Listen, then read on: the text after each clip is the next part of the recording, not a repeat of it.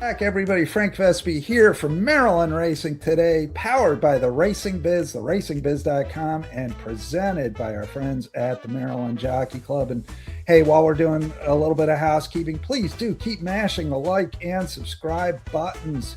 Lots of good momentum. Top 150 podcasts on Apple this week. So please keep us rolling. We really appreciate that. And this week at Laurel, we got a bunch of stakes on tap. Thursday, John and Mac are going to be back to join me and talk about them all and do some handicapping, a little bit of news as well. But today I'm going to be joined in a moment by Frank Perri. He is the owner and breeder of Dwelling Legacy. Dwelling Legacy, one of the main contenders in the Primonetta on Saturday, one of the 4 stakes on the docket at Laurel Park. So let's dive right in. Let's get Frank Perri to join us.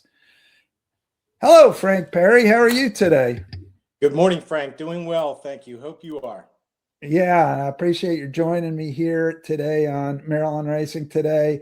I got to ask, got to start kind of with the question. Anybody who's seen your horses in the program sees breeder Frank Perri, owner of Pinochle Partners.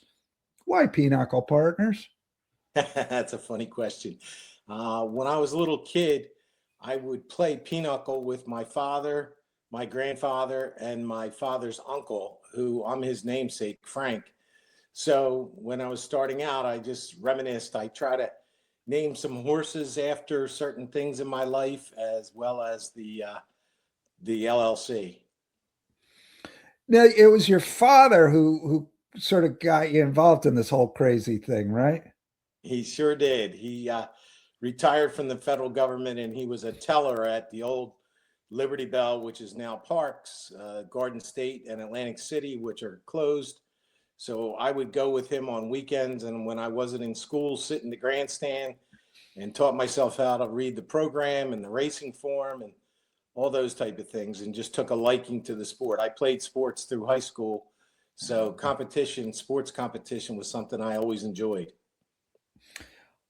Competition wise, you're going to have Dwelling Legacy in the Primonetta this Saturday. She's going to be breaking from the outside under Hazelwood. And how's she coming in? How's she doing?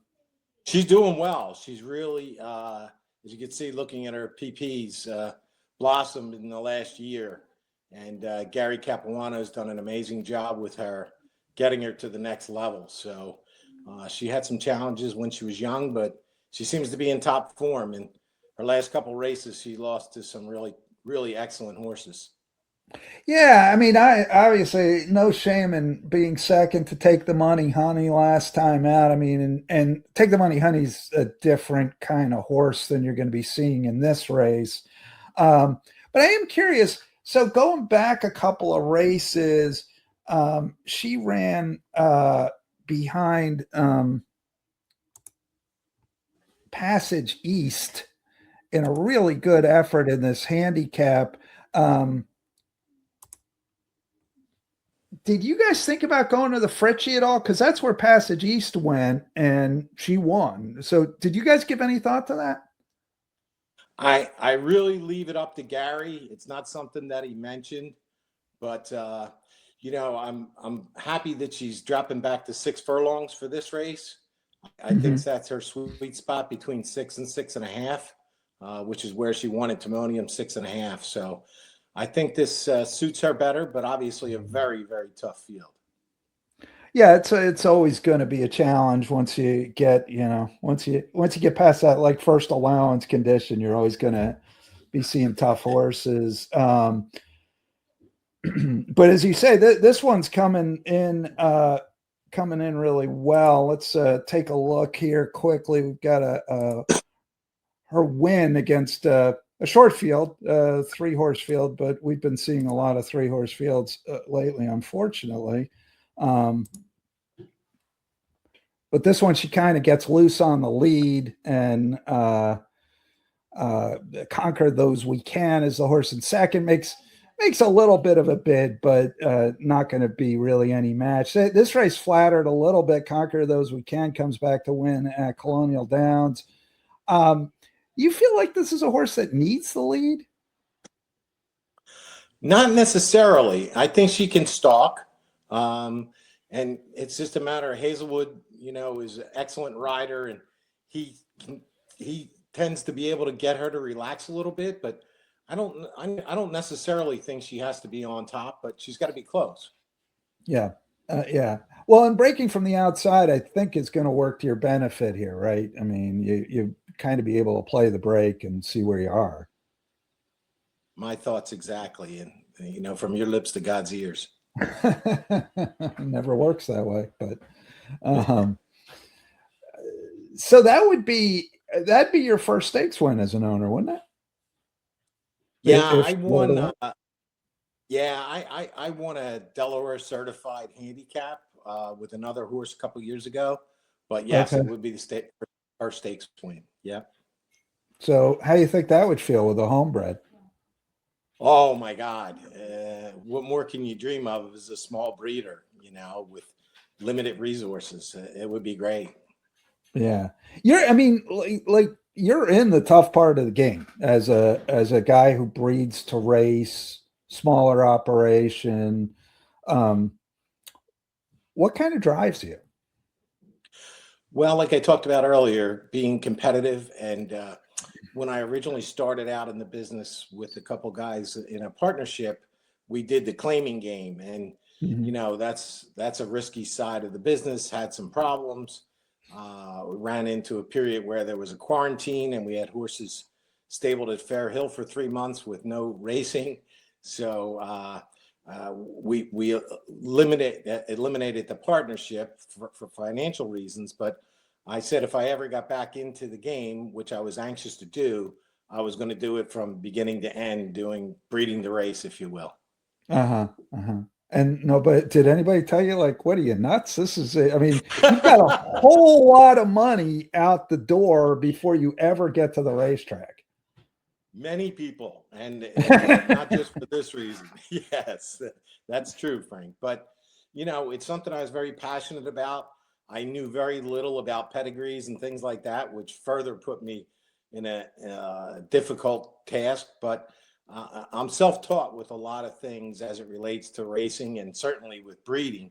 But the relationships that I've established with people that I've trusted over the years, including the people that break my horses in South Carolina, Randy Rents. And he tells me if I've got a horse that has some quality or not. He's very candid with me and very open and, a very trusted partner in this endeavor. When you are breeding, do you have like, are you a big Knicks guy or big on physical or racing style? I mean, what are you kind of looking for? That's a great question. I do rely on the Knicks, and then I look and see what, if anything, I can do to improve off of from first foal to second foal and so forth. And right now, with the exception of the horse that I retired that won that race at Delaware, I've had mostly sprinters. Hmm. Hmm. Is that And on go ahead. I'm purpose? sorry. No, is that, No, are you not looking for no. sprinters or? Not necessarily. It's just I think both dams that I've had have been sprinters, if you will, Hmm. Hmm. and have kind of proceeded down that path. I've learned to. Um, I don't know that first year stallions are best for me, although I broke my own rule and did that last year with Cyberknife. So I've got a yearling Cyberknife sent the dam out to Kentucky, and he's getting Virginia certified right now. But just trying to elevate the quality, and I do rely on Knicks, not exclusively, but it's a starting point for me. Hmm. Hmm. Yeah, like the mare, the Dam of Dwelling Legacy, first couple foals, not so much. Yeah, But then Cativa Ragazzo is a nice horse, and now this mare's probably the best of them. yeah, no doubt, no doubt. Or Rena is fire with my second dam. Really nice horse. She's on the bench right now. Hmm. She's got a lot of ability, and she's a big girl. She's like 16-1, but a sprinter as well. Hmm. Hmm. Hmm.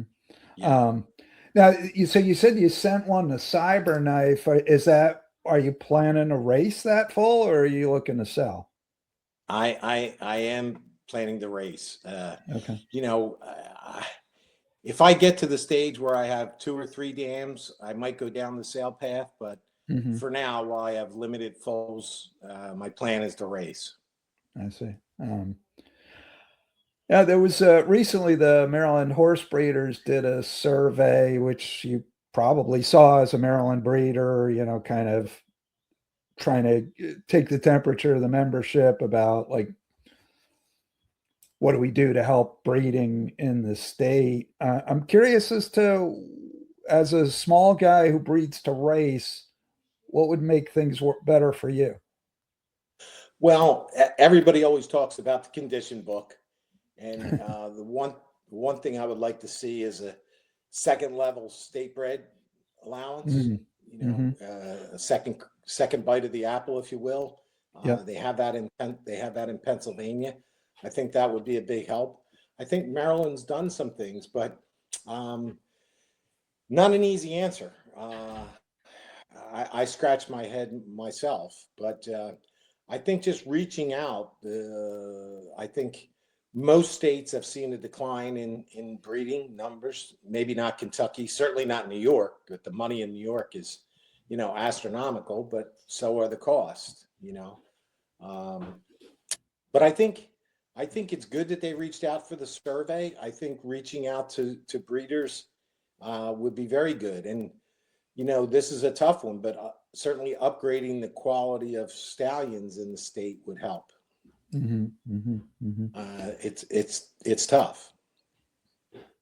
Yeah, and we're sort of at that, um, you know, that generational transfer moment. Like, Not for Love died a couple of years ago. Great Notion was pensioned, and who's next? And we don't know. Maybe Blofeld, but maybe not Blofeld. We'll see. But there isn't that next one where you go, well, you could breed to him, and that's always going to be good.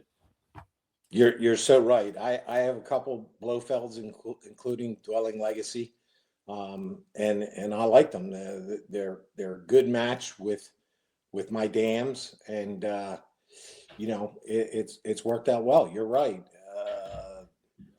Great Notion left a big void. I bred to him 4 or 5 times. Mm-hmm, mm-hmm, mm-hmm.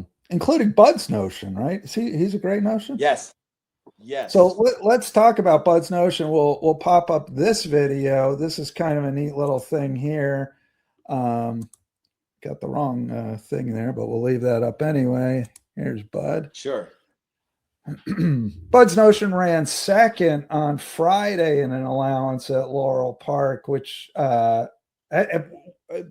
they bet him like crazy, just insanely short odds on him. I thought he was a contender. I didn't think he was 1-2 in this field, but he kind of gets cooked in the speed up front on a day where the track was extraordinarily slow playing. And that sets it up for Our Day Will Come to swoop by and win the race. And Frank, the interesting thing there is Our Day Will Come is trained by one Gina Perri, daughter of Frank Perri. Yeah, it's true. You took the words right out of my mouth as far as the setup for the race, and Our Day Will Come was in the garden spot and took advantage of the early pace setters, if you will. So he was bet heavily the previous race as well, off of a little freshening, a layup, if you will. Mm-hmm. And I guess it's just a Gary Capuano, Yedzid Hazelwood scenario that I can think of. But super happy for my daughter, very, very proud of her. And, somewhere down the road, she'll probably take over some of my horses when I get older, or go to the big sky of racing above.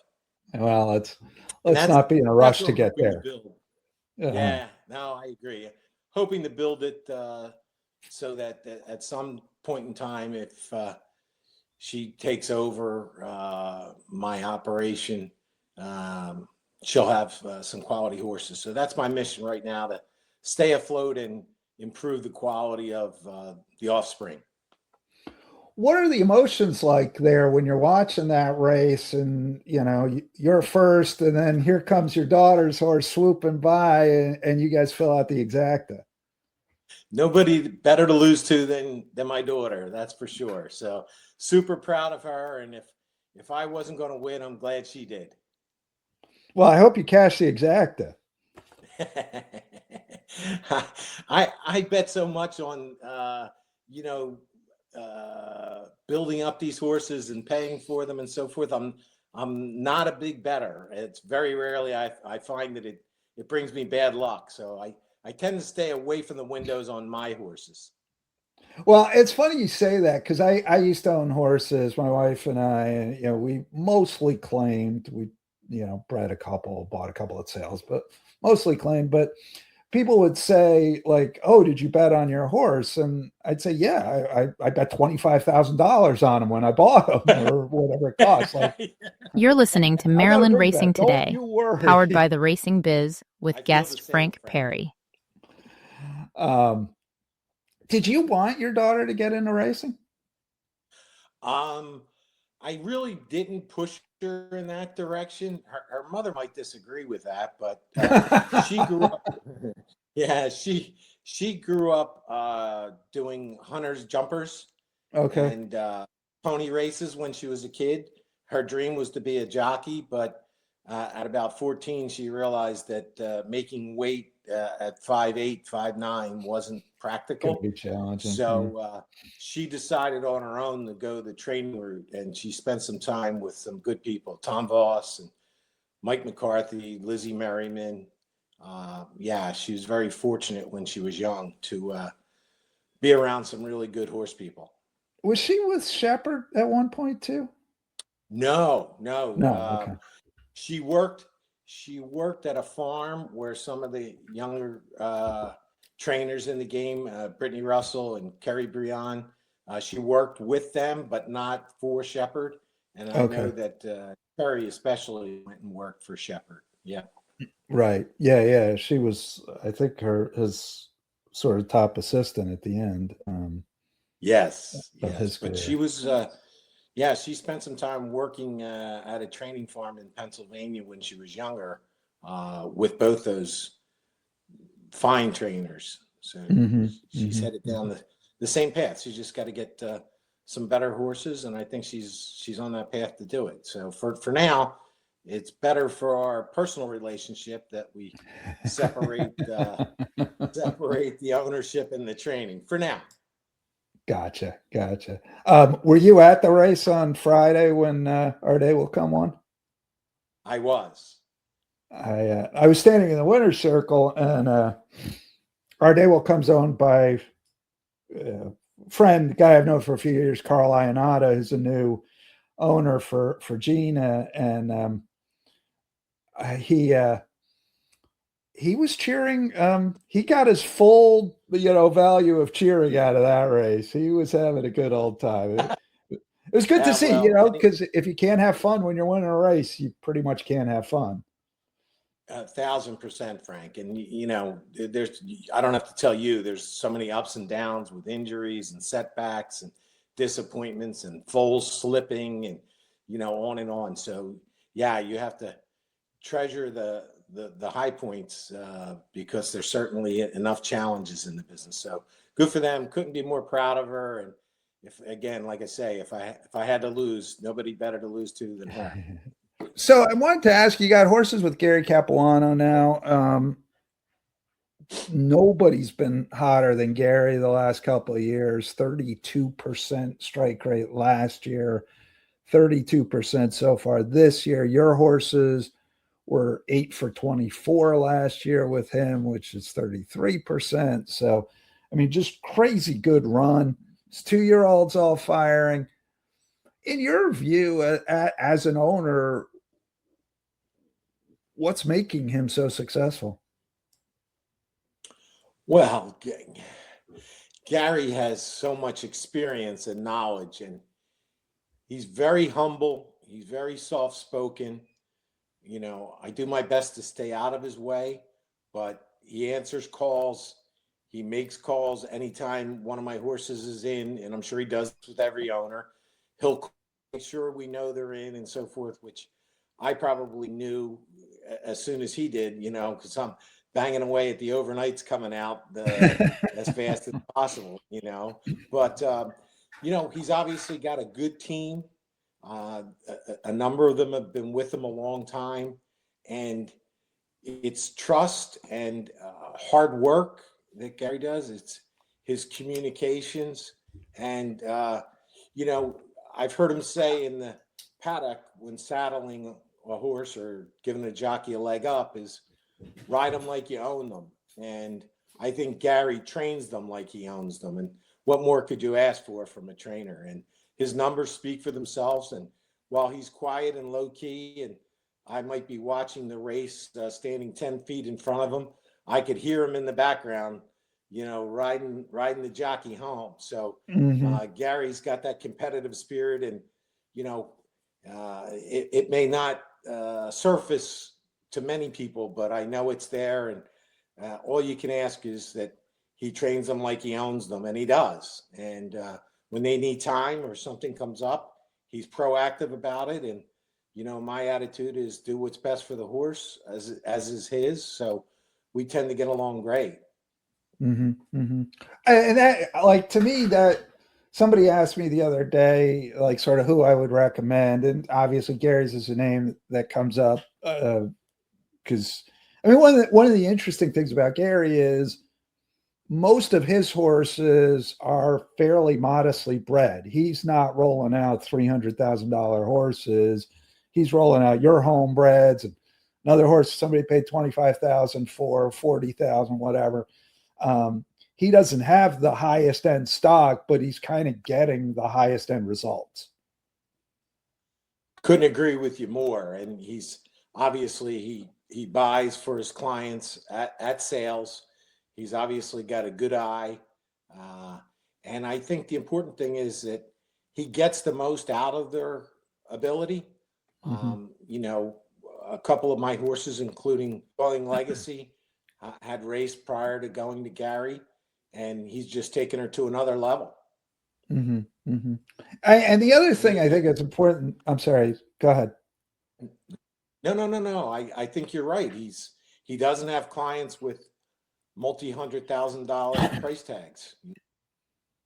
The other thing you kind of referenced that I think is so important, and this is what when somebody asked me, like Gary, I said Gary's name came up, but I said to him, the thing you want to do is go meet with anybody you're considering and try to figure out if you really trust them, because so much stuff in racing is done on a handshake, is done on the fly. You really need to trust the people you're working with if you're going to have a good experience. 1,000%, Frank. Without that, it's really tough because let's face it, it's expensive, and been very lucky the last year or so since joining forces with Gary and so forth. But in the alternative, that meter's running pretty quickly every day. So you don't have, or most people at the lower end of the game, if you will, don't have the resources of a Mike Rapoli or people like that, the higher end players that, I think your group mentioned the other day that they had a horse that they paid $775,000 for, and it ran maiden 25 on Sunday. So, and got claimed. And got claimed. Yeah. So, but like I say, claiming is a tough game, and Gary's earned his stripes. He does it very, very quietly, very matter-of-factly, not boastful at all. So I prefer to stay a little under the radar myself. So we have a good relationship. What do you have? What do you have coming along? What should we be looking for down the road? Well, I'm excited about the stake on Saturday. Looking for Bud's Notion to break his A other than. Rena is Fire will be back in about 45 days. And also Cativo Ragazzo will be back in about 60 days. So Gary similarly did a nice job with both of them. Rena's Fire won her A other than, and her Maryland A other than, and Cativo's now up to his 2 other than. So I think the rest will do him some good. What's the provenance of Cativo's name? That's kind of bad child or wicked child in Italian. Where's that coming from? That's exactly where it came from. I put it in English terms, and just his nickname is BB for bad boy in short. So when he was when he was a baby, he was a handful, causing nothing but bedlam. So he earned his name, in other words. Very much so. Yeah. He's gate scratched a couple times, so it hasn't dissipated all that completely. Yeah, he's got talent though. If he could keep his head together, he's got talent.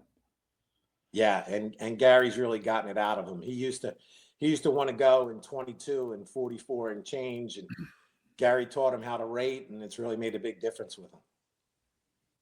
Yeah, that stuff's so important. One of the things you and I talked about this off air a little bit, but you're a Pennsylvania guy. You live outside of Philly, but you got a bunch of Maryland breds. What's your thought process there? I started with PA breds going back, and the gentleman that ran the farm where they foaled, he got out of that business, Chris Gracie, and I wasn't crazy about some of the things that I was seeing with PA racing, to be honest with you. And I ran primarily at Penn National, and they don't do a lot of turf racing at the time. I had a couple horses that were more turf oriented and so forth.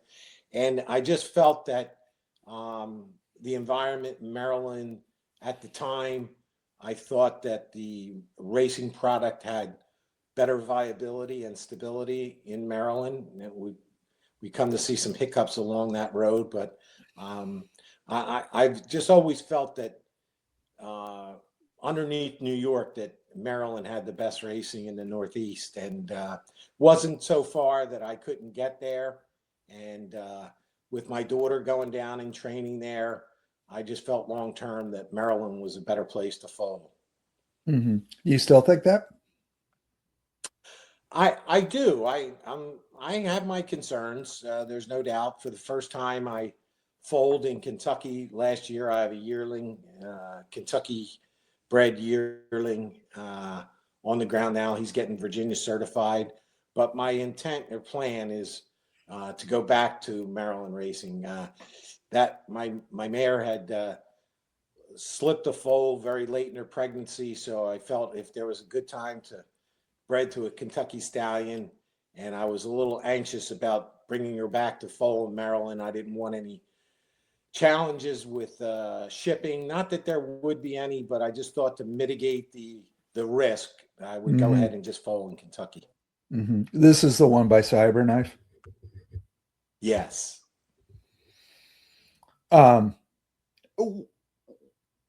The challenges in Maryland, I mean, I think a lot of what I'm hearing from people is uncertainty about the future. Like, is this Pimlico thing going to work? What's going to happen with all that? Do you share that concern, or are you more confident?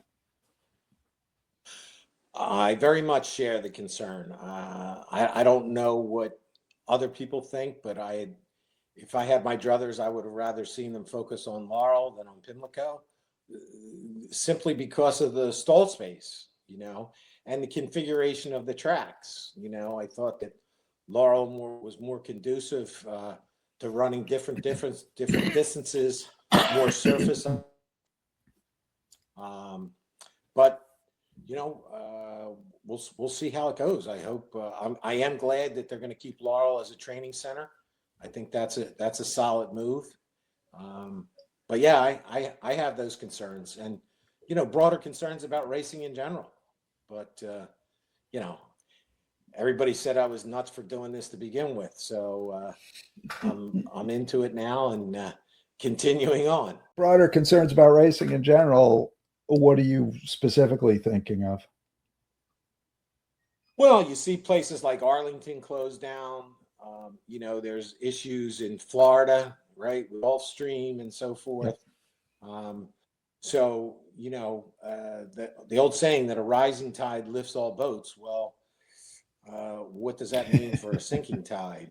So, right. But I'm an optimist. I'm cautiously optimistic, but I'm also a realist because it's too expensive to be in this game and not keep your eyes and ears open.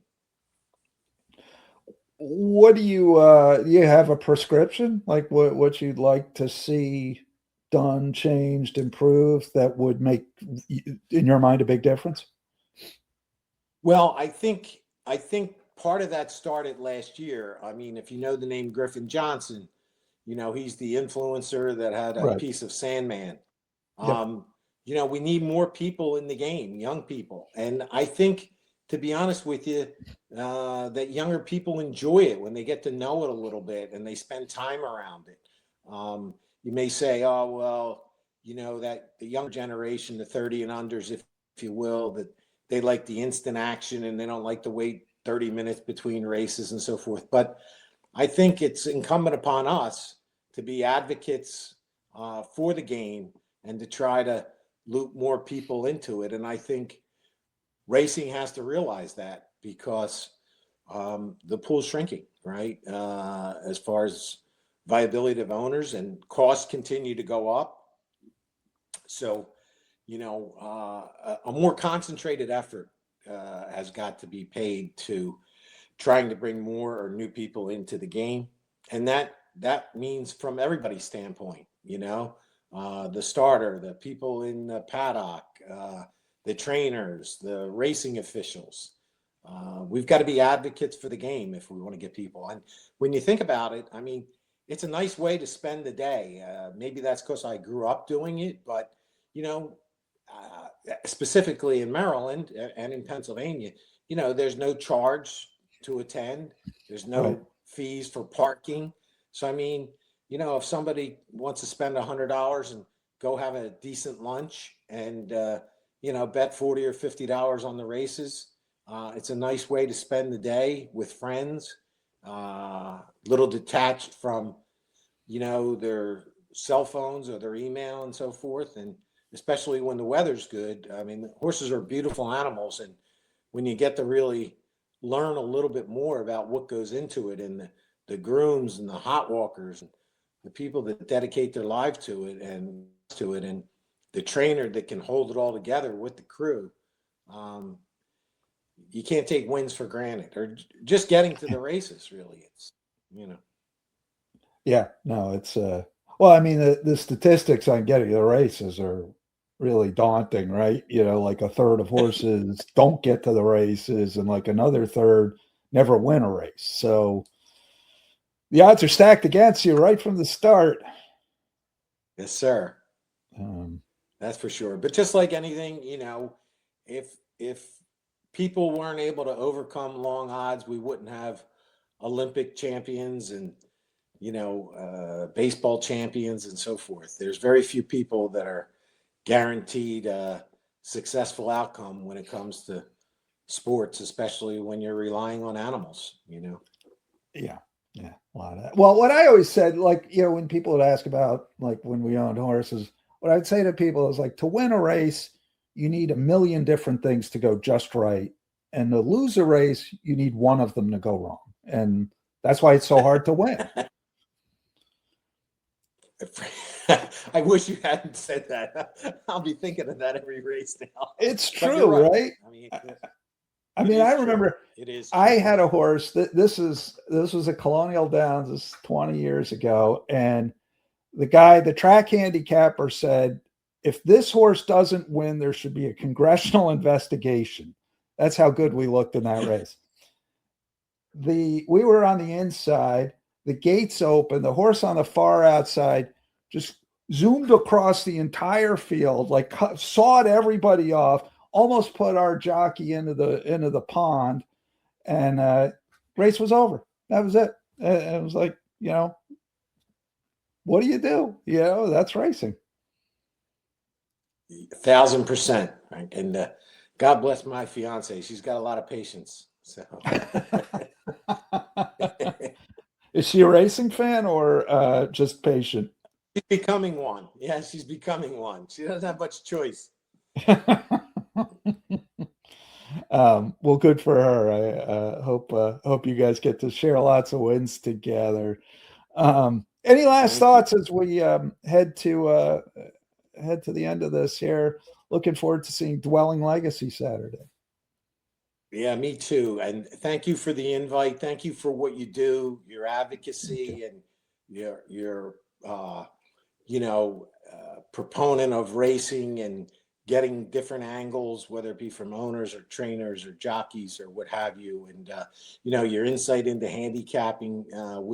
I feel that we all have a little bit of a responsibility to try to be advocates for the game, because there are so many different circuits and so forth. So if we can elevate the game and expose people to it, which I do, is Saturday I'll be bringing a guest to lunch before the stakes race and so forth, and he loves it. He doesn't know the first thing about it, but he loves it. He just loves hearing the acronyms and the Mars and all the different things, and when he talks to his friends and he tells them that he's going to the racetrack, he said, I love hearing you got to watch number 4 in the 6th race. He just laughs about it and so forth, and his friends enjoying hearing about it, and they're right in DC. Again, I feel that we all have a little bit of a responsibility for trying to advance the game. So, and thank you for your time, and thank you for all you guys do. Well, thank you. I appreciate you saying that. This has been Frank Perri joining me here, Pinochle Partners on Maryland Racing Today, powered by the Racing Biz, theracingbiz.com, presented by our friends at the Maryland Jockey Club. Thanks, everybody, for watching. Please, again, like and subscribe. We love it. We appreciate it. We're now in the top couple hundred podcasts on Apple, so we appreciate the support. This show will be back Thursday. Mac and John will be back to do some news, do some handicapping for the weekend. Maybe they'll pick Dwelling Legacy. Frank Perri, thanks so much. Thank you, Frank. Have a great day.